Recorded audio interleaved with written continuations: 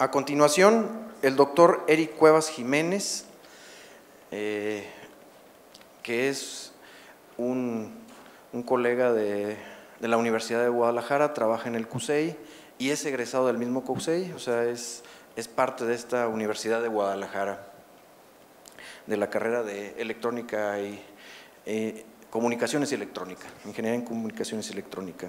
Bueno, el doctor Eric Cuevas Jiménez también es SNI 2 del Sistema Nacional de Investigadores y nos va a presentar la conferencia plenaria Algoritmos de cómputo evolutivo y su uso en el procesamiento digital de imágenes. Doctor Eric Cuevas, el micrófono es suyo. Muchas gracias. Bueno, pues quiero agradecer a todos los presentes que estén aquí y bendito Dios que es de las últimas, porque ya he visto 2 o 3 compadres allá que están ya como queriendo dormir. Bueno, en el caso de esta presentación, como decía mi colega, vamos a tratar de analizar un breve viaje por el conjunto de aplicaciones que existen de procesamiento de imagen para el caso donde se aplican algoritmos de cómputo evolutivo. Evidentemente la literatura está repleta de muchísimos casos. Existen toneladas pues de papers, artículos, aplicaciones. Yo evidentemente voy a hablar de las que yo propiamente he desarrollado y he trabajado directamente con ellas. Aunque, como vuelvo a decir, existe es un área que tiene muchísimo por excavar todavía. Bueno, el caso de las imágenes creo que no hay mucho que decir. Bien dice un viejo adagio, una imagen vale más que 1000 palabras.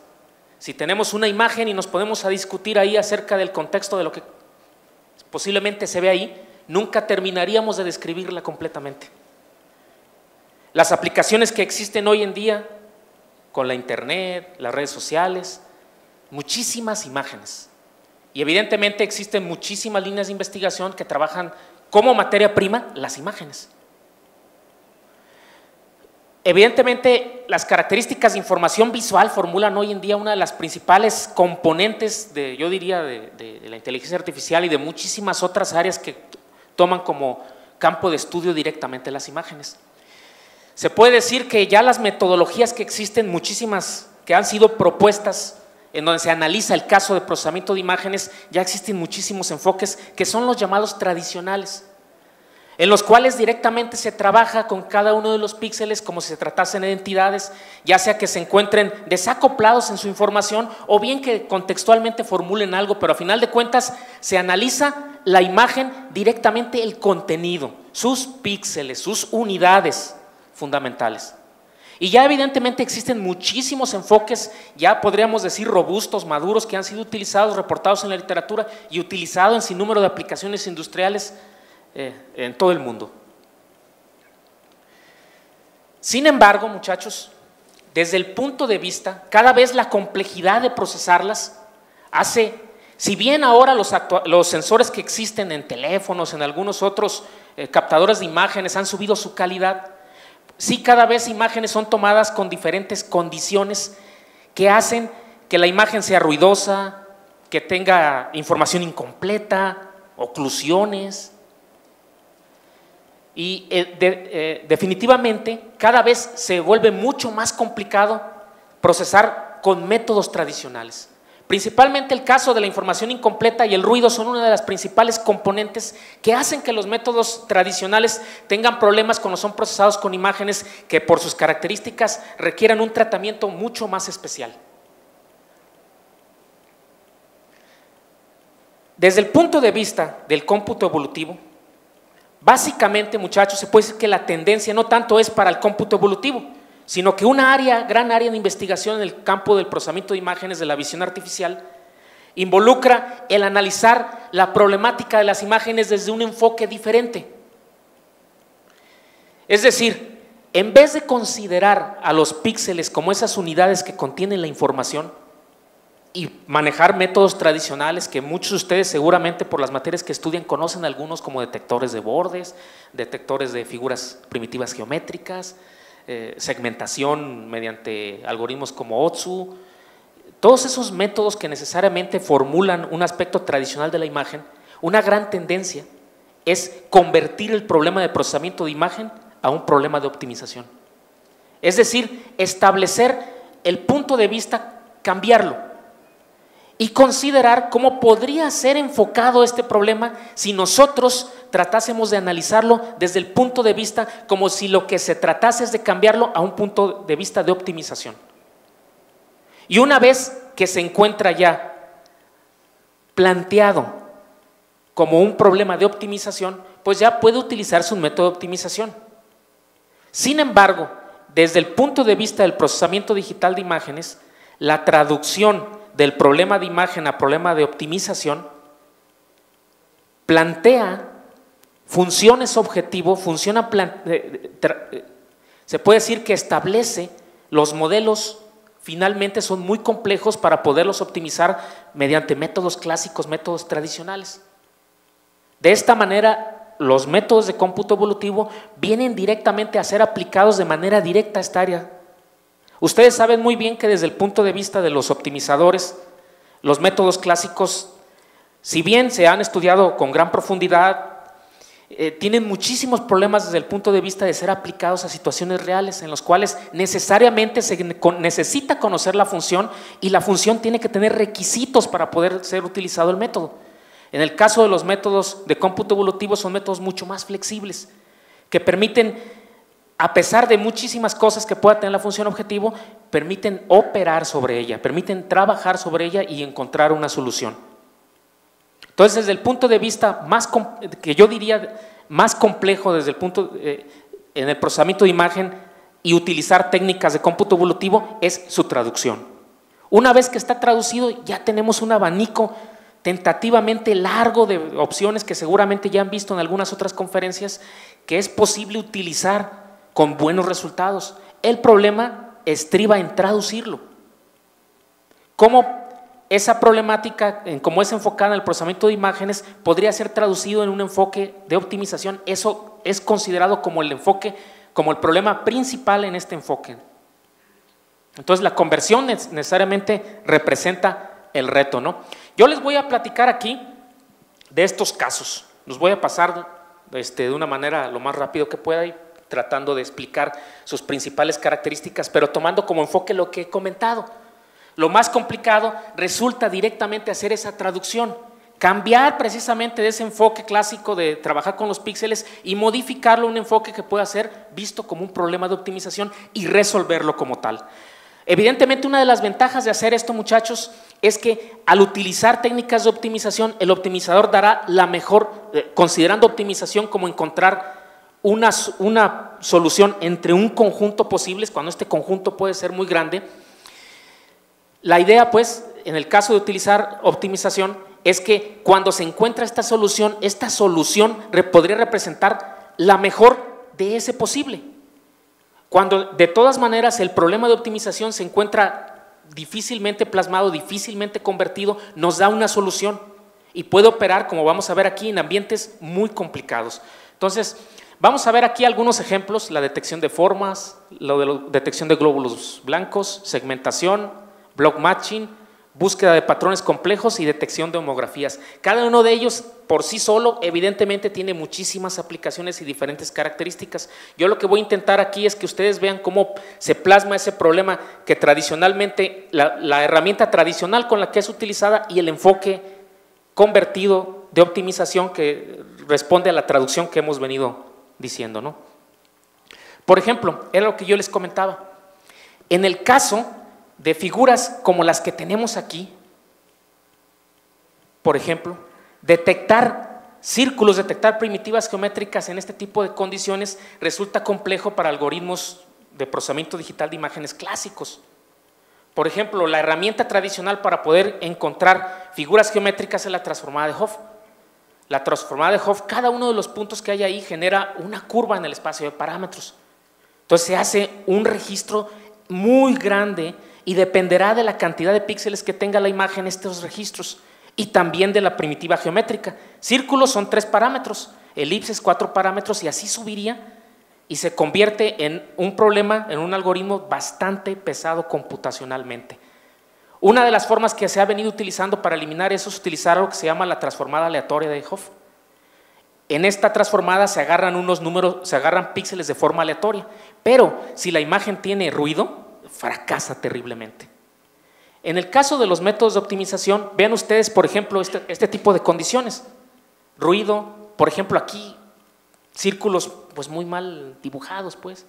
Y un método de optimización, a diferencia de un método de procesamiento de imágenes, nos va a dar la mejor solución que posiblemente valga para ese caso en específico. A pesar de que tenga un valor bajo desde el punto de vista como fue planteado en optimización, pues nos da una solución a ese problema. Por ejemplo, aquí se puede ver como casos de oclusiones, lo que he comentado, es información parcial acerca de la primitiva. Y bueno, en estos casos de elipses, pues es exactamente lo mismo, ¿no? Aquí no pongo otras imágenes, pero por ejemplo, si pudiéramos ver realmente con la que opera la imagen, la computadora, podremos ver que tiene demasiado ruido, tanto en el fondo como en las partes del primer plano de la imagen. Entonces, una forma de poder enfocar este problema necesariamente implica lo siguiente: transformar el problema de detección de estas formas a un problema de optimización resulta de la siguiente forma. Lo que se hace es, se intenta que de la imagen, aplicando ya un preprocesamiento como podría ser la detección de bordes, un método como el CANI, en el que ya solamente nos dice píxeles ceros y unos son bordes, cero nada, y evidentemente a partir de ahí se toman 3 puntos. De los 3 puntos se genera mediante esta ecuación un radio y un centro.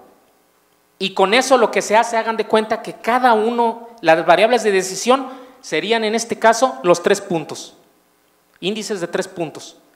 Con esto se calcula los radios y el centro y genero un círculo candidato, que en este caso formularía mis individuos dentro de los elementos del cómputo evolutivo. Esos individuos son los que van a estar evolucionando con las reglas propias, con los operadores propios del algoritmo que estemos utilizando, hasta que después de un determinado número de iteraciones se encuentre una solución. Entonces, la solución que se encuentra, por ejemplo, en este caso se encuentra codificado, a partir de estos 3 puntos se codifica un círculo candidato.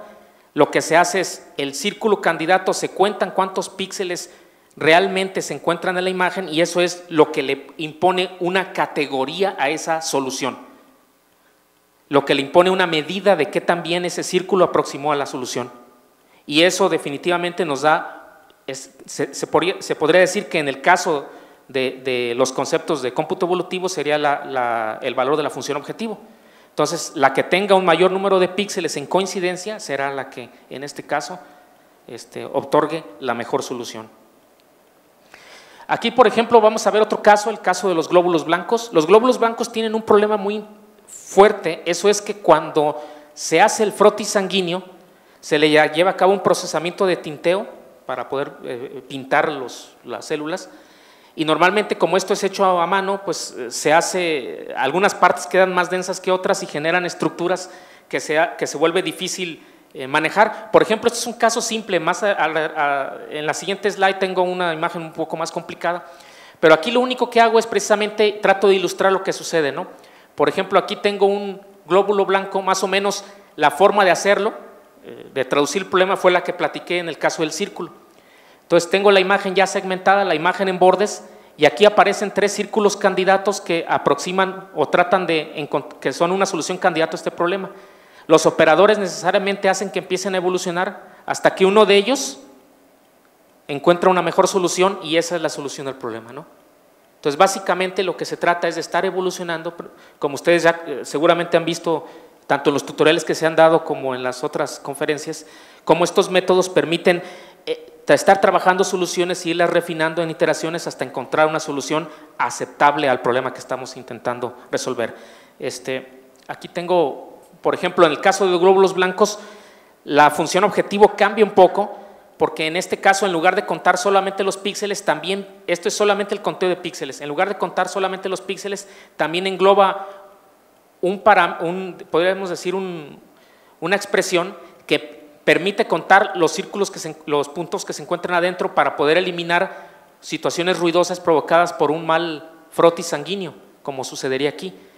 Entonces, realmente sería la función objetivo, que no solamente considera los píxeles que coinciden con el círculo candidato, sino también los círculos que se encuentran adentro, los píxeles que se encuentran adentro de esa circunferencia para poderle dar un valor.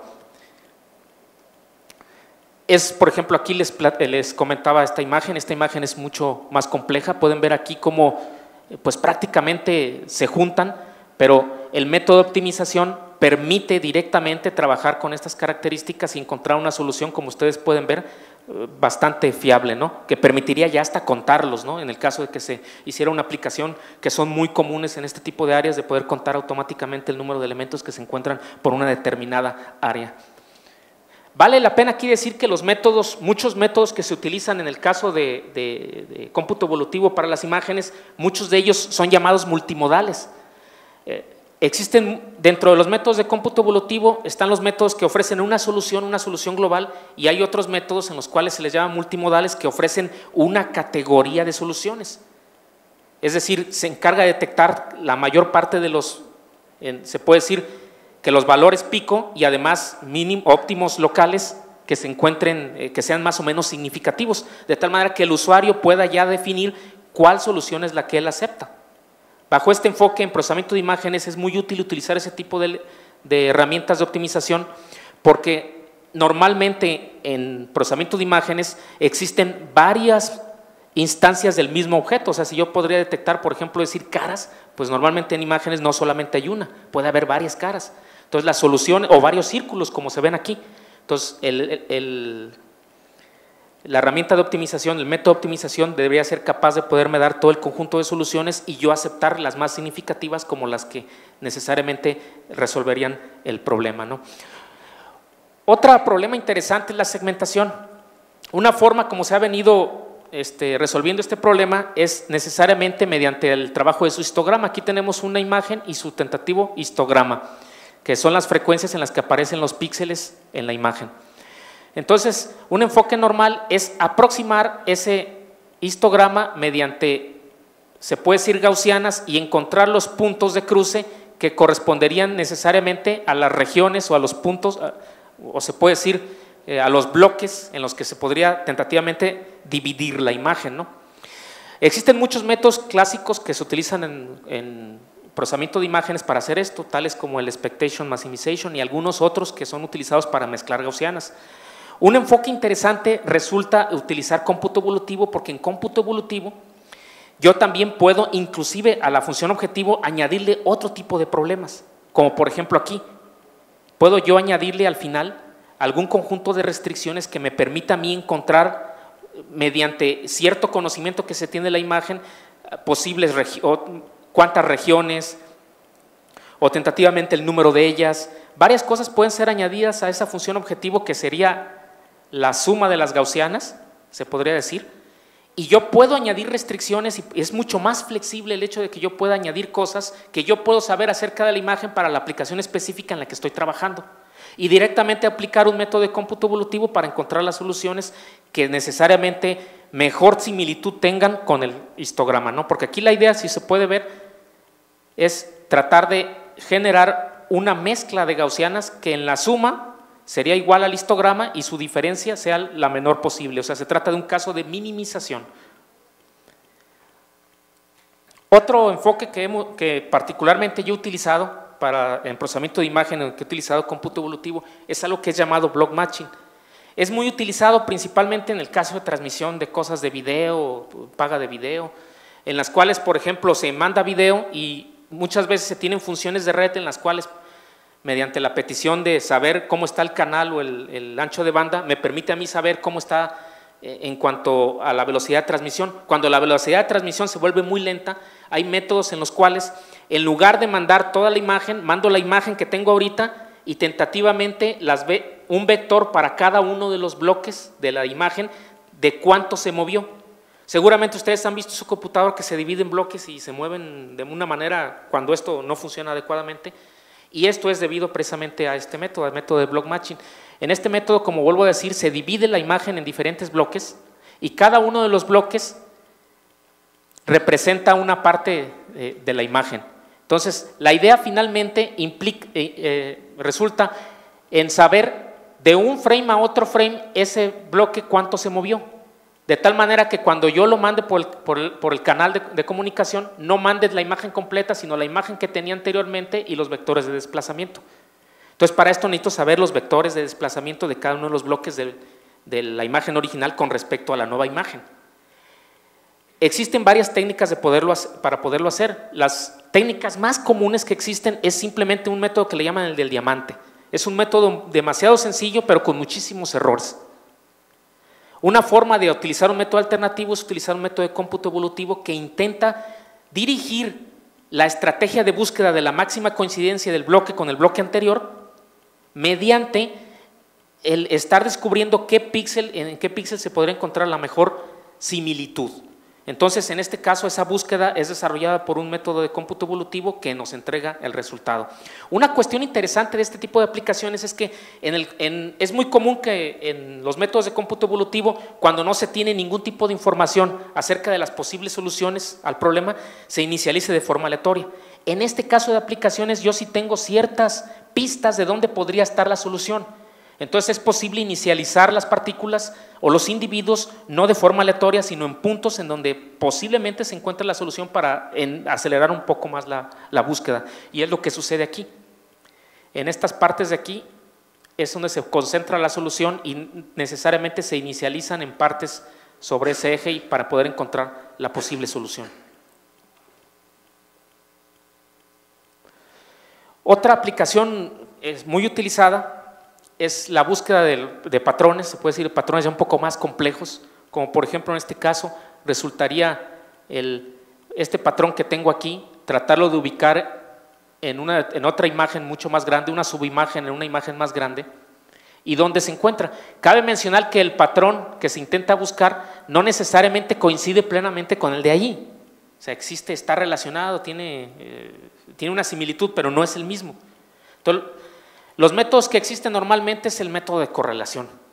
Sin embargo, el método de correlación yo tengo que buscar todos los píxeles de la imagen, tengo que meter correlación y saber si ahí se encuentra alta similitud. Cuando las imágenes son grandes, pues necesariamente tenemos que tener estrategias que agilicen este proceso de búsqueda. Imaginen ahora, hasta con las imágenes de celulares que son de millones, la búsqueda que tiene que establecerse si se hiciera por fuerza bruta, que por cada uno de los píxeles se analizara la posible similitud entre la subimagen y la imagen total en la cual se está buscando. En este aspecto lo que se hace con los métodos de cómputo evolutivo es la estrategia de búsqueda se empeña sobre ese espacio de búsqueda y se trata de encontrar el punto de una manera más rápida y tentativamente se encuentra en una fracción del tiempo que si se utilizara la fuerza bruta para poderlo hacer. Por ejemplo, aquí en este caso muestra una función objetivo de este patrón en fuerza bruta y dónde se encuentra la mejor similitud. Y aquí en este espacio de aquí lo que se trata de indicar es los puntos en los cuales necesariamente se hace un tipo de prueba, un tipo de evaluación, si ahí se encuentra la máxima similitud y se encuentra en este punto. Y lo hace, si ustedes pueden ver, sin checar todos los píxeles, quizás una cuarta parte de ellos. Aquí, por ejemplo, unas aplicaciones de eso, o sea, se trata de encontrar una subimagen muy pequeña en una muy grande y tentativamente se hace de una manera muy rápida, ¿no? Son ejemplos simples, pero pueden estructurarse cosas más complejas. La última aplicación es una aplicación que es muy utilizada tentativamente en robótica. Y la idea es encontrar la transformación, se puede decir geométrica, la transformación que lleva a cabo una serie de puntos que son tomados de una perspectiva a otra. Es muy utilizado para cuando lo único que se tiene es información visual, saber los desplazamientos que tuvo el objeto que porta la cámara. Entonces, por ejemplo, aquí pueden ver que tengo el libro de una perspectiva y el libro de otra perspectiva y necesariamente las características detectadas muestran cierta similitud y la idea es detectar qué tipo de transformación de perspectiva se sufrió de esta a esta para poderla modelar y saber el desplazamiento que tuvo el objeto que contenía la cámara que está observando esos cambios de perspectiva. Este es un problema complejo porque todas las personas que utilizan visión se pueden considerar que el caso de poder detectar características, aunque cada vez es más fiable con los detectores que existen de tomadas, existen muchísimos Euler que hay en la imagen, lo cual hace tentativamente un reto el poderlo hacer de manera que estos soles no afecten directamente el resultado de esta transformación. El caso de los métodos de cómputo evolutivo, como son muy robustos y encuentran soluciones a pesar de muchas cosas, como he comentado, él va a dar una solución independientemente del problema de cómo fue planteado.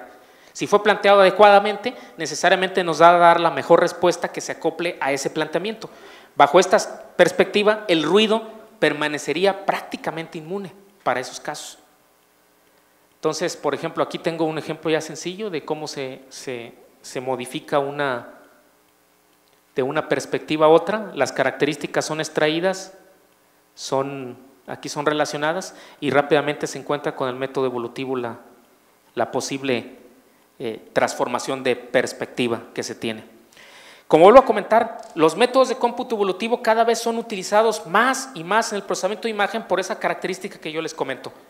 Las imágenes normalmente, para poder traducir ese problema de imagen a un problema de cómputo, a un problema de optimización, necesariamente formula perspectivas de optimización complejas por su naturaleza.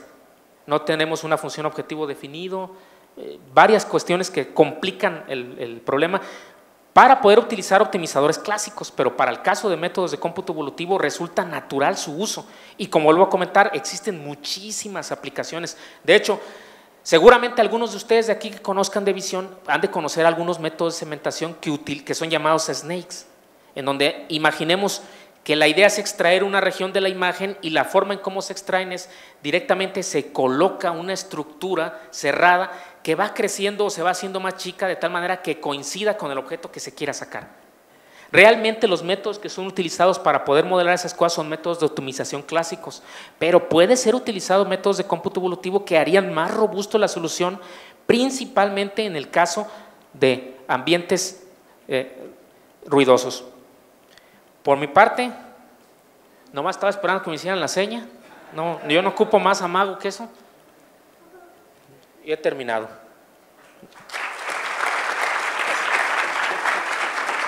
Todavía tenías 2 minutos, Eric. Se los regalo a la audiencia. Perfecto. ¿Preguntas?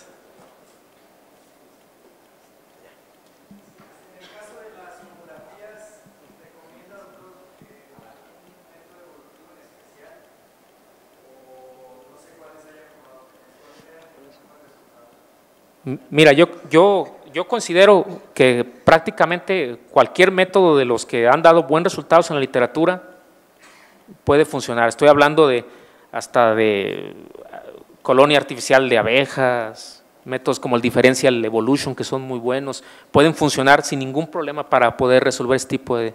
Pero como lo comentar, lo más complicado directamente de esto es traducir el problema a algo de optimización. Iba dirigida, bueno, no conozco mucho tampoco eso, pero ¿qué tanto se puede paralelizar el proceso o todos los métodos evolutivos podrían paralelizarse? Porque, por ejemplo, en una aplicación tal vez en tiempo real a lo mejor convendría paralelizar algún método, pero no sé si alguno se pueda paralizar más fácil o ninguno se puede o no sé. Ahí sí, mi experiencia en el caso de cómputo evolutivo paralizado es muy escasa, pero sí conozco que existen muchos métodos en los cuales es posible hacer esa paralización. E inclusive es la única alternativa que se tiene para muchos problemas, poderlos trabajar hasta cierto punto en tiempo real. Entonces, definitivamente la alternativa existe y está ahí, sí.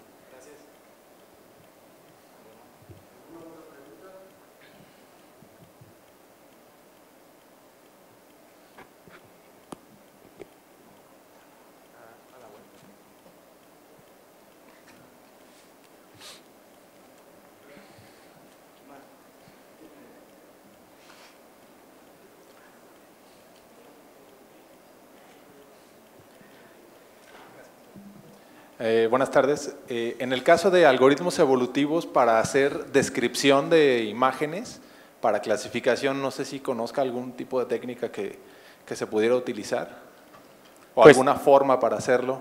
Pues básicamente las que existen es como lo que se hizo en el caso de homografías. Primero las imágenes son preprocesadas con métodos que detectan características, con detectores buenos, como el caso SURF, que es uno de los quizás mejores.